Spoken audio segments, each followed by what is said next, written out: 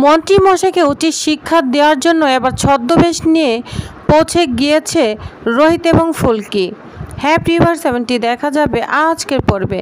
বিস্তারিত জানতে ভিডিওতে একটি লাইক দিয়ে পুরো ভিডিওটি দেখতে থাকুন। গল্পের শুরুতে আমরা দেখতে পাবো রোহিত, ফুলকি, ধানু, তমাল, পিয়াল এবং আদিত্য সবাই চলে এসেছে মন্ত্রীমশাইয়ের বাড়ির সামনে। রোহিত দূরবীন দিয়ে দূর থেকে মন্ত্রীমশাইয়ের বাড়িটি ফলো করছে।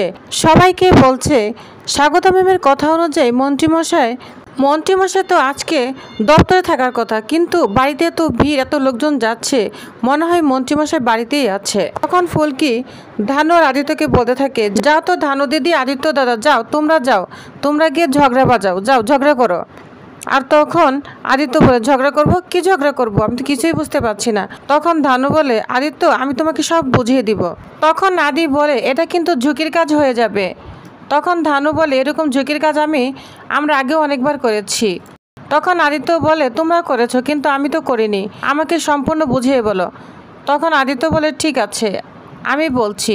তখন রোহিত ফুলকে আদিত্যকে সব বুঝিয়ে দেয়, বলছে ধানু তোরা ওইখানে যাবি আর ঝগড়া শুরু করবি, ঠিক আছে? এমন হাইপ্রেশন ক্রিয়েট করবি, ঝগড়া করবি, যাতে ভিতর থেকে গার্ডরা বাইরে বেরিয়ে আসতে বাধ্য হয়। তখন ফুলকি বলে, হ্যাঁ সেই ফাঁকে কালকে কে কে আসবে তার ছবিও তুলে আনবো, ঠিক আছে? আর তখন ধানু বলে, ডান।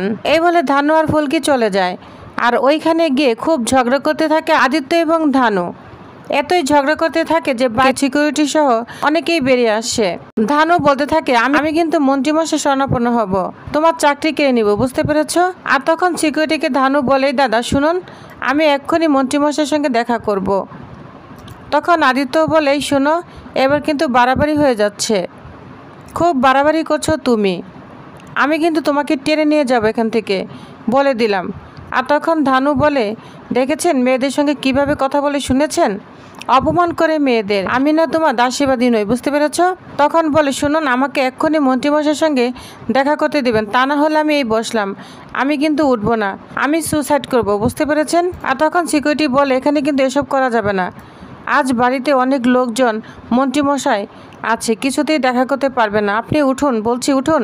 তখন ধানু বলে, বললাম তো আমি ওনার সঙ্গে না দেখা করে কোথাও যাব না। তখন আদিত্য বলে, দেখেছেন কি মুশকিল, এসব মেয়েদেরকে না পারা যায় না, আমাকে বলছে এক্ষুনি একটা গাড়ি কিনে দিতে হবে, বলুন আমি গাড়ি কেনার টাকা কোথায় পাবো?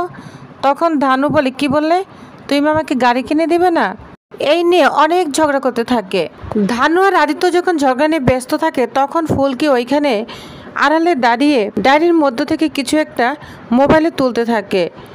অন্যদিকে দেখা যায় ফুলকি সবাইকে বলছে, দেখো আমাদের পুরো প্ল্যানটা না ঝুঁকে নিতে হবে। আমার মাথায় একটা বুদ্ধি এসেছে, আমরা নামমান করার পোশাক পরে মন্ত্রীমশাই বাড়িতে ঢুকবো, তারপর আমরা দুজন ওইখানে যাব আর বাকিরা ফিরে আসবে, আর আমাদের পোশাক ঝোলাই থাকবে। এদিকে ফুলকি ব্ল্যাকবোর্ডে কিছু লিখতে যাবে, তখনই রোহিতকে বলে, স্যার আপনি একটু লিখবেন, আপনি তো জানেন আমার হাতের লেখা খুব খারাপ।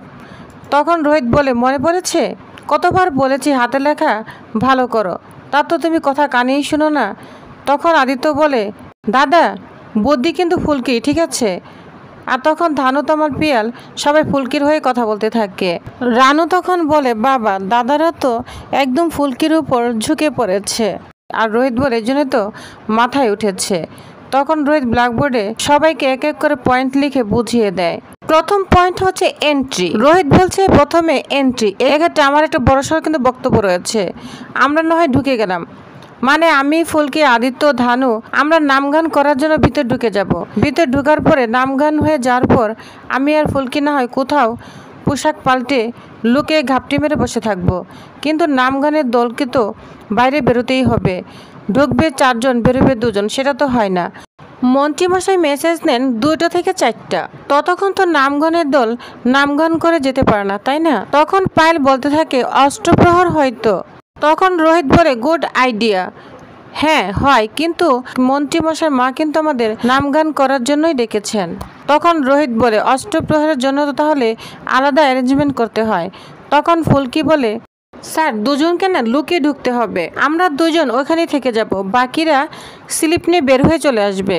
তখন আদিত্য বলে, লুকিয়ে কিভাবে ঢুকবে, চারদিকে তো সিকিউরিটি রয়েছে, আর লুকিয়ে ঢুকতে গেলে তো সবাইকে একই রকম ভাবেই ঢুকতে হবে। তখন রোহিত বলে, ঠিক বলেছো, এর জন্য তো আমি রিস্ক নিতে চাই না। তো ধানু উকিল, মন ফুলকি দাস, তোমাদের কি বুদ্ধি বলো?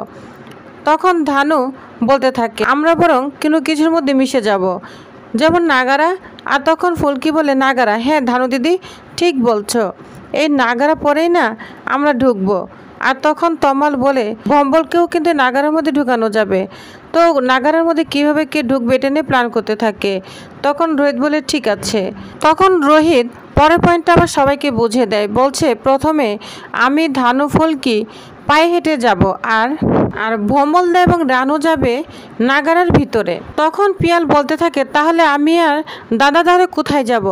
তখন রোহিত বলে এক্সিট প্ল্যানই তোদের কাজে লাগবে। তখন রোহিত বলতে থাকে ফুলকি যে খাতায় ছবিটা তুলেছে সেই ছবি দেখে স্পষ্টই বোঝা যায় মন্ত্রীমশাইয়ের বাড়িতে আজকে খুব বড়সড় একটা গেট টুগেদার রয়েছে, তার মানে প্রচুর গেস্ট আসবে। তো গার্বেজ ক্লিনার আসবে, 2 জন গার্বেজ ক্লিনার, তাদের নামও আছে লিস্টে। তাদের কাজ হলো ওই এলাকার কর্পোরেশনে গিয়ে ওই 2 জন ক্লিনারকে হ্যান্ডেল করা, বুঝতে পেরেছিস? তারপর ওদের আইডি কার্ড নিতে হবে, 2 জন গার্বেজ ক্লিনার সেজে মন্ত্রীমশাইয়ের বাড়িতে ঢোকা। এরপর আমরা সবাই মিলে ওই বাড়িতে ঢুকবো, নাম গান করব। নাম গান করা হয়ে গেলে 4 জন ওই বাড়ির ভিতর থেকে বেরিয়ে আসবে, আর আমার আর ফুলকির জায়গায় বের হবে ভম্বলদার রানু।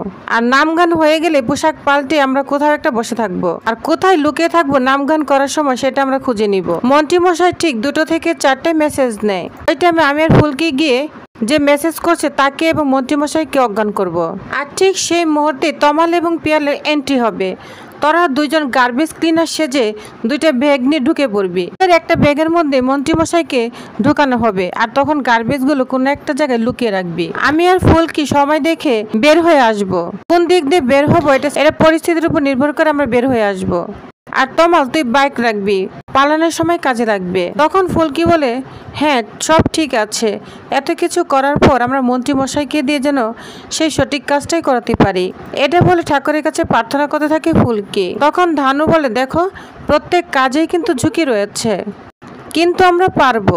জ্যাঠামশাইকেও ফিরাতে হবে, ফুলকি নমনয়ন পত্র জমা দিতে হবে। তখন রোহিত ফুলকিকে বলে তুমি ঠিক আছো তো?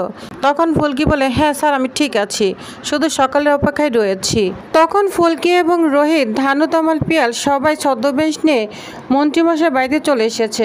তখন সিকিউরিটি বলে আপনারা কে? তখন ফুলকি বলে আমরা নামগান করতে এসেছি, মন্ত্রীমশাইয়ের মা আমাদের নামগান করার জন্য ডেকেছেন। তখন বলে হ্যাঁ মা আমায় বলে রেখেছে, কিন্তু সবাইকে যে সই করতে হবে। তখন রোহিত বলে সবাইকেই সই করতে হবে? তখন বলে না, একজনকে সই করলেই হবে। আচ্ছা এই নাগারা কিসের জন্য দরকার? তখন ফুলকি তো অবাক হয়ে যায়, কি বলবে কিছুই ভেবে পায় না। তখন ধানু বলে ঠাকুর তো ঘুমিয়ে থাকে, এজন্য আমাদের এই নাগারা প্রয়োজন হয়। তখন সিকিউরিটি কিছুই বোঝে না, তো তাদের অনুমতি দিয়ে দেয় ভিতরে যাওয়ার জন্য। তো সবাই মন্ত্রীমশাইয়ের মায়ের রুমে চলে এসেছে। তখন তাদেরকে দেখে মন্ত্রীমশাইয়ের মা অনেক খুশি হয়ে যায় এবং তারা গান শুরু করে দিবে। ওই মুহূর্তে বলে আচ্ছা নাগারা কিসের জন্য? আর তখন বলে নাগারা ঠাকুরমশাইয়ের ঘুম ভাঙানোর জন্য। তো অনেক কিছু বলে কাটিয়ে নেয়, আর তখন তার নাগারা বাজাতে থাকে। তখন মন্ত্রীমশাইয়ের পাশে একটি মেয়ে বলতে থাকে আচ্ছা কেমন যেন একটা ফ্যাস ফ্যাস গন্ধ আসছে। তখন ফুলকি বলে নাগারা দুটো অনেক পুরানো তো এজন্য ফ্যাস ফ্যাস একটা আওয়াজ আসছে।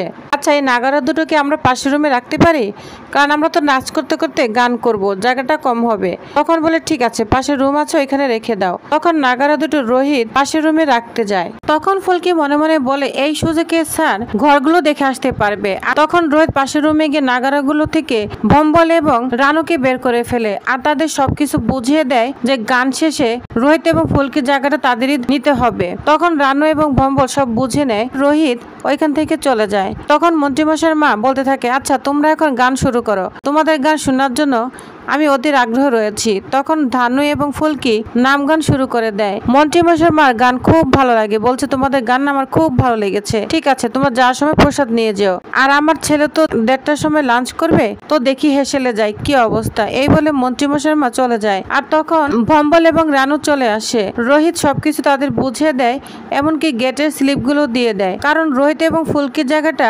এখন তাদেরই নিতে হবে। রোহিত এবং ফুলকি লুকিয়ে থাকবে মন্ত্রীমশাইকে কবজা করার জন্য। জন্য। তখন ধানু, রোহিত, তমাল সবাই এক এক করে চলে যায়। তখন রোহিত ফুলকিকে বলতে থাকে, তাহলে এখন কি হবে? ফুলকি বলে পরের ধাপ। রোহিত বলে মিশন মন্ত্রী। তো ভিউয়ার্স, তাহলে নেক্সট আকর্ষণীয় পর্বে কি হতে চলেছে, ফুলকি এবং রোহিত মন্ত্রীর বিরুদ্ধে কি করতে চলেছে, তো নেক্সট পর্বটি জানতে অবশ্যই আমার সাথেই থাকুন। ধন্যবাদ।